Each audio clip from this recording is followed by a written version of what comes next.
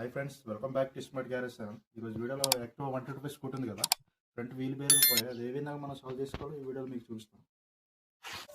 First మన break cable ఉంది కదా, బ్రేక్ కేబుల్ ఫస్ట్ మనం రిమూవ్ చేసుకోవాలి.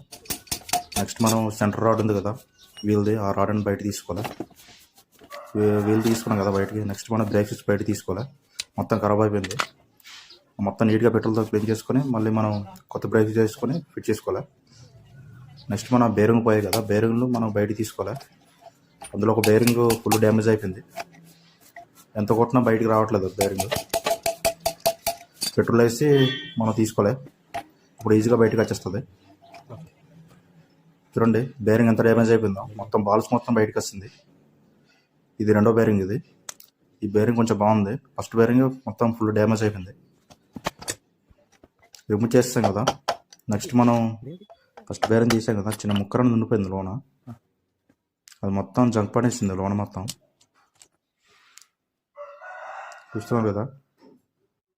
నెక్స్ట్ మనం కొత్త బేరింగ్ వేసుకోవాలి, 2 సైడ్స్ మనం నీట్గా గ్రీజ్ పెట్టుకొని ఫిట్ చేసుకోవాలి. నెక్స్ట్ మనం బ్రేక్ అప్ ఫిట్ చేసుకోవాలి. నెక్స్ట్ సెంటర్ రాడ్ వస్తుంది, సెంటర్ రాడ్ ఫిట్ చేసుకోవాలి.